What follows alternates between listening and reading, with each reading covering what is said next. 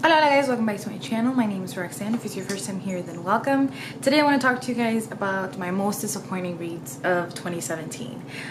Overall, I had a really good reading year. There wasn't really any book that I just despised with every inch of my being, but there were some that I was very, very excited for that ended up disappointing me. So this may be that it got 3 stars instead of the 5 that I thought I was going to give it, or the 4 that I thought I was going to give it, but I thought that I would talk to you guys about these because these, like I said, are not my most hated books, but they are my most disappointing books. And I have unhauled all of these, so I will have to show you their covers on my phone because I also don't have a fancy editing software that I can overlay pictures or anything like that. But yes, I will. This shall do, I'm sure. The first book is The Princess Bride by William Goldman. This book I went into right after the election, or actually right after the inauguration, I should say. And I was feeling like crap because of things that were going on in this world. And so I decided that I'm gonna go to the bookstore because that's like my happy place, and I'm gonna get a book that's gonna make me laugh and it's gonna be like a feel-good read. And so I looked up books that people thought were great and funny, and that one kept coming up, and so I decided to pick it up. And boy, did I not think it was funny or clever or anything. The main character, the princess, is so annoying, has no agency. You know, we all know this. It was just, I really didn't like reading about her. And the love interest, who was supposed to be this like amazing guy, he hits her in the book. Why are we like praising that? I thought he was not good, controlling. He hits her, and I was like, this is it for me. I didn't think it was funny. The only redeeming quality is the Montoya character is the only like redeeming quality. You know, the whole I am whatever Montoya, you've killed my father, prepare to die. That part was funny, and I liked him as a character. He was, in my opinion, the only really redeeming quality for this book. I didn't think it was clever. I didn't think it was funny. I didn't really enjoy myself reading it, but I had gone out of my way to get it, and so I figured I might as well finish it, but I really didn't really enjoy it. After that, was one that I read on audio book, and it was I Was Told There'd Be Cake by Sloane Crossley. Oh, it's too white. Oh, you can kind of see it there. I'll link all of these down below, all of these books, but this one is essentially like a collection of essays, and she's supposed to be, if you hear a noise in the background, that's Galileo. He's playing with a bottle cap right when I decide to film. If I can catch him later, I'll show you guys. But so it's a collection of essays, and it's by this girl called Sloane, and she's, oh, he brought the bottle cap to me so I could throw it. Okay. Wow. She lives in New York, and it's supposed to be like a funny collection of essays of her life, and it was only so. There was all this praise on the book and all this praise on Goodreads, and I was like, this is only meh. I mean, it's really not that funny. I listened to it on audiobook, and she's the narrator, and her voice is so annoying. Oh my god. And I just didn't think it was funny. There was nothing that I felt to be of substance that she discussed. There was nothing really too interesting. There was nothing new. There was nothing exciting about the book. And I was let down by it. I was listening to it when my mom was sick, so I really needed to pick me up. And it really let me down. And I was like, this book is crap. I think I gave it like a 2 stars, maybe a 3, just being nice, but no. Then was another one that I was very excited for. It's another nonfiction, and it's called The Dispossessed, The Chronicles of the Desterrados of Colombia by Alfredo Molano. And this is supposed to be about, it's stories of families that have been affected by the socioeconomic and political chaos that was happening in Colombia for the longest time. When Las FARC was so this is supposed to be stories about families that have been affected by all of that going on in Colombia, and there was nothing touching about it. Like, I didn't really care as much as I feel like I should have. This was such an opportunity to really teach everyone about what's going on and put these stories on here about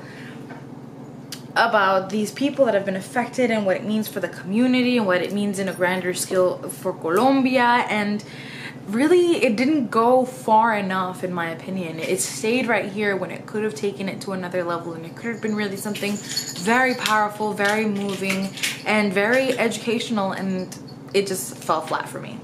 Next is one that really pissed me off, and that is the graphic novel Love is Love. And I think this was done by Marvel. I think it's actually just a collection of artists from all walks of life, from all different companies that came together to create this graphic novel. And all of the proceeds, or at least in the beginning when it was being sold, all of the proceeds were going to go to the victims and the families of the victims and the surviving victims of the pulse in Orlando that happened in 2016.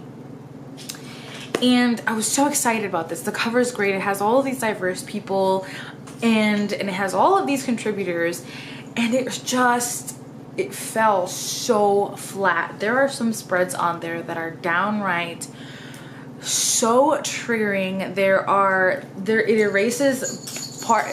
It erases certain members of the LGBTQ community. It like when it talks about someone who is like when it talks about bisexuality, it does it in a very like, half of me likes this gender and half of me like this other gender, which is so not what it's supposed to be like or what it should be like. And it shows graphic depictions of what Pulse looked like. Just like, why is this necessary? There are people who were there. There are families of these victims who are going to be reading this. Why would you put that there? Like, it is bad enough that they have to think about this all the time. Why would you put that there? It makes such a big focal point, the romantic love found within LGBTQ communities, which is great, but hey, that's not the only love that exists there. And again, that erases a part of the community, and it's just like, it was so annoying. And there's one spread by this like white dude who's like, I don't really know what to say, and that's pretty much all it says. It's, I don't know what to say. And it's like, really? You could have taken someone of the community, you could have taken someone from Orlando, you could have taken an artist from the LGBTQ community who identifies as queer or whatever, and given them that page, and they could have done something marvelous with it. And you gave it to this guy who really just said, I am a white dude who wasn't really personally affected by this, and I don't really know what to say, but hey, I feel really bad. So does everybody else. But hey, guess what? You need to learn when to cede the mic. That is what being an ally is all about, and that just pissed me off. There are some spreads that are absolutely gorgeous, beautiful, and just really hit the spot and are just perfect. But overall, they're overshadowed by such horrible decisions made by the editors and whoever put this together. It just The last is one that I really enjoyed and I learned a lot from, and it evoked a lot of emotion in me, but it still wasn't what I wanted it to be, and that is War Against All Puerto Ricans by Nelson A. Dennis. This is it's Revolution and Terror in America's Colony, and it depicts the time when Puerto Rico tried to get its independence, and it talks about the party that advocates for independence for Puerto Rico from the United States, and it talks about the time in which the U.S. government and Puerto Rico came head to head, and the violence that erupted and everything like that. And so there was a lot of it that I didn't know, and I learned, and that was great. Galileo, what are you doing? Oh, geez, boy. And that was great, but I felt that the execution was a little flat. I didn't understand the way that he decided to organize the book. I think that it could have been organized better. It could have been written in a way that flowed better. It could have been written better. It was so writing and nothing to be super excited about. Again, it was one that I enjoyed and I liked, and I'm glad I read it, but at the same time it's like I wanted more. This is a book that I really just wanted me to like gut punch me, and it's only okay. I'm feeling. Hello everybody! Those are the books that I found to be most disappointing in 2017. Let me know if you've read any of them and what you thought. Let me know what your most disappointing reads of 2017 have been. If you've uploaded a video or a blog post or a picture on Instagram, let me know down below and I will check it out. As always, thank you for watching and for listening. I love you guys.